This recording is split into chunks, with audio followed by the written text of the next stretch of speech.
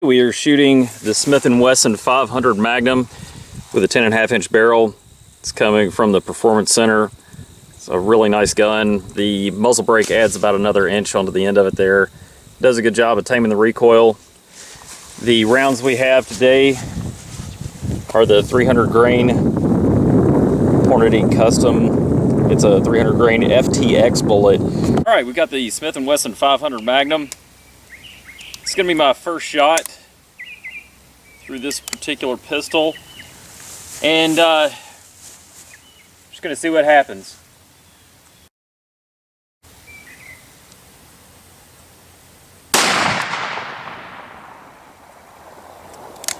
Not too bad. You definitely know it when that thing goes off, though. Wow. All right, that first shot was 8 inches low at 25 yards. That's where I'm trying to zero this. So with we've got a Ultra Dot Match Dot 2 on here. The elevation changes are 1 MOA per click. So I went ahead and put on 32 clicks to see if we could get that perfect.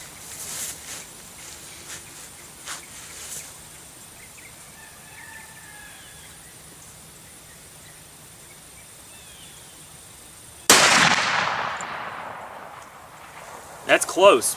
Looks like we're just a hair low. So our point of aim on both shots was right here. First shot went directly out the bottom, about 8 inches low.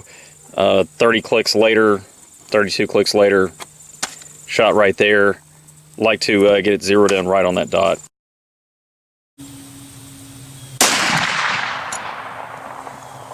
Wow, that looks really good.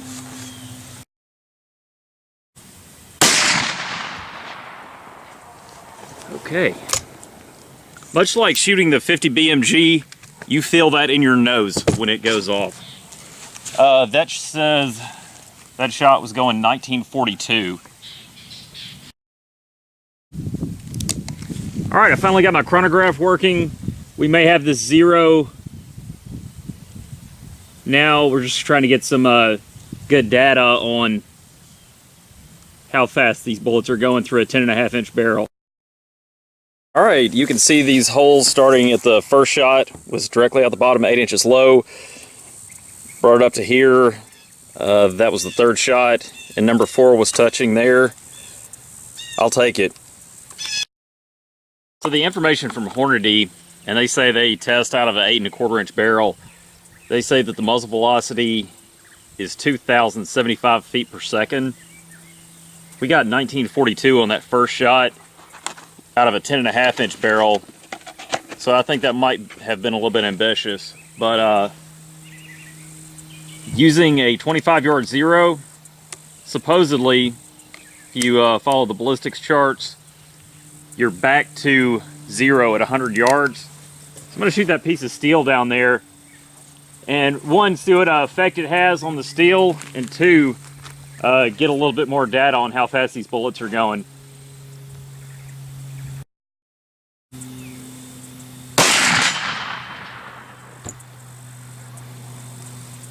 All right, it looks like that bullet went just a little bit high. We'll go down and take a look at it. Windage was perfect, though. Also, it says the velocity on that bullet was 1898. So that is way off what it should be. And it's probably about 72 degrees outside right now. You can see here it made a pretty interesting mark on that piece of steel. You can see where the ballistic tip right there in the center, and each one of the petals spreading out from there. But yeah, it whacked that steel pretty hard, and point of aim was right here. So that bullet was still on its way up, and we'll see what it does out at farther ranges.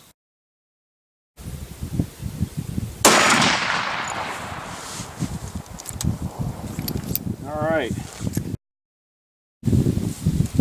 I changed my estimate on the feet per second as far as what I was putting into the ballistics calculator. Changed it to 1920 from around 2100, which would have had it before. I'm going to keep on shooting through the chronograph just to see what it's doing. Right now I'm shooting at 150 yards, according to the table, it says that I need 4 clicks. The click adjustments on this are 1 MOA per click. So we'll see what it does at 150. Here at 150 yards, we got an interesting result. Put 4 clicks on it, was aiming right here, and it went about 4 inches high. All right, we'll take it out to, actually I'm going to adjust it a little bit to see how flat it's shooting. I'll take it back down to the 25-yard zero, just to see if it's shooting flat at this range. So this is what we have at 150 yards. When I put 4 clicks on that ultra dot match dot, it was up here. When I took them off, it's back to where my point of aim was. The point of aim was right here. Now we're going to move on to 200 and see how much it drops there. All right, we've shot at 150. It appears that it's back to zero using a 25-yard zero. We're going to take it out to 200 yards right now. I'm going to go ahead and put on 5 clicks. It says it's going to drop 18 inches, but it's been running a little bit high. So I'm going to put on 1, 2, 3, 4, 5. And we'll see what it'll do at 200 yards. As always, whenever you're shooting a braked gun, double up on hearing protection.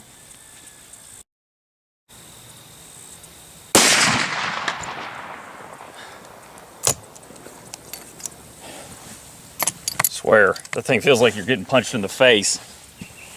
Just the percussion off of it. It's pretty amazing. Here we are at 200 yards, shooting from all the way back there. And it is still shooting high. The point of aim was in the very center. I put 5 clicks on and it was all the way up there. So I think I'm going to take off about 2 of those and shoot again here at 200 just to see what it does.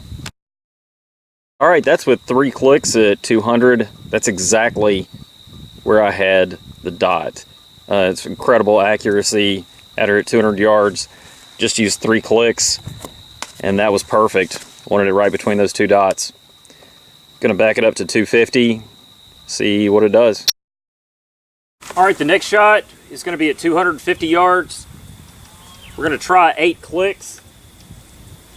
And the ballistics table says 14, but it's been shooting a little bit high, so yeah, we're just doing 8. See what it does.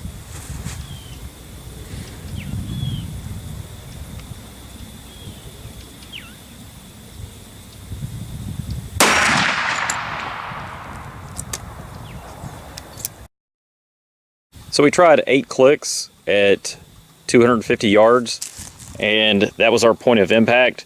Point of aim was right about here. I could have been off on that. It's getting kind of out there for a non-magnified red dot. But yeah, that's pretty impressive. It's probably only shot a couple inches high. I would say 7 clicks would probably do it there. At 300 yards, put 12 clicks on. Point of aim was right here. Bullet was right there. So 12 clicks for 300. All right, now we're at 350 yards. Ballistics chart says 29 clicks. Been shooting really high today. I'm gonna try for 16.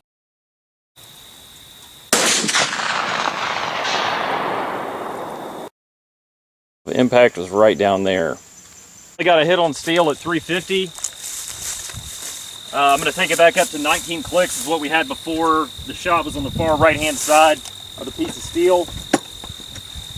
So this time I'm going to put on 19 clicks and hold left side edge.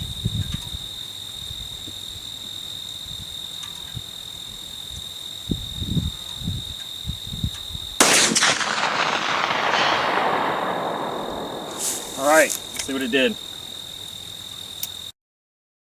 Okay, now we know what the gun is doing. Point of aim was on the left side edge of the steel. Went with 19 clicks. 18 would have put it perfect right there in the middle of the chest. We're going to go for 400. All right, now we're 400 yards away with a 500 Smith Wesson Magnum. We're going to try 25 clicks. Hold the left side edge.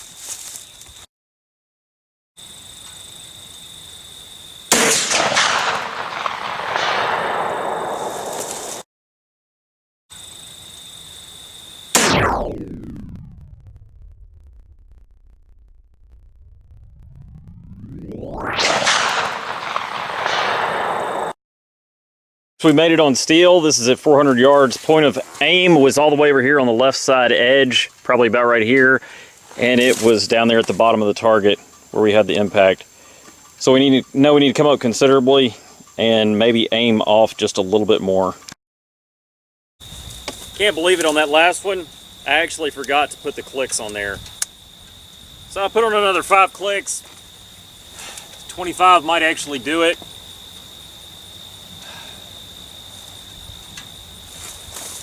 Probably would be best if I got this weed out of the way. We're going for 400 yards. The Smith Wesson 500 Magnum.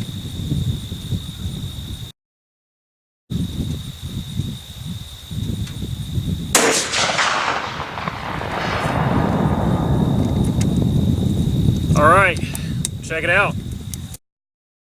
Okay, at 400 yards, the shot at the very bottom was actually using the 16 or whatever clicks from 350. Forgot to add them on. Actually, I believe it was 19. All the way up here at the top was using 20 or 21, I'm not sure exactly, and the point of aim was way off the edge over here. So we need to go down 1 click and hold off even more. But I think it's going to do it for the day. At least I know what it'll do. Alright, we've seen what the most powerful revolver in the world can do at 400 yards. Now it's time to have a little bit of fun with it. We're going to try out, we're taking it back down to the 25-yard zero. We're going to see what it can do with this Faller piece of steel right here. It's AR 500. We're going to shoot it from about 20 yards away. I'm going to aim just a little bit high.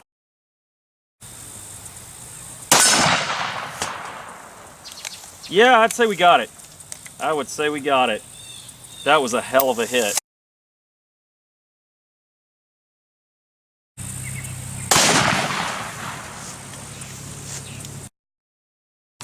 Here you can see where it went in a little bit high, went up through here, deflected up, went through the top of this one, and just took the top off of that one right there. But down in the bottom, you can see some pieces of the jacket down in there.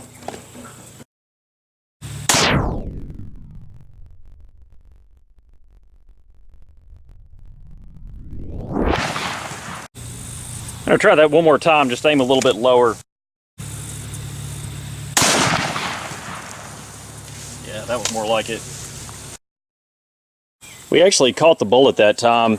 There's a lot of pieces of jacket that are stuck in there along the way, so it lost a lot of its weight. And we actually caught it in the 4th milk jug, and it had expanded to 69 caliber. And I'll take that home and see how much it weighs. But yeah, it expanded just perfectly through there. Now we're going to see what it can do with a 2-liter Coke bottle.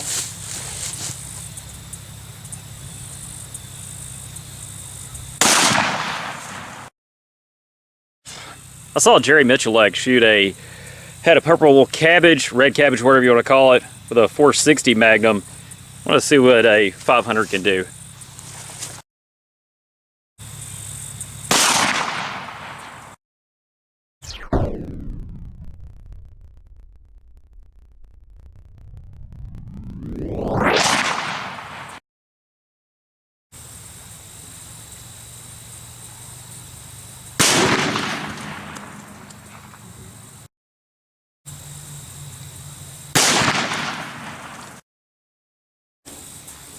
Yeah, I think it's safe to say you definitely don't want to mess with the 500 Magnum.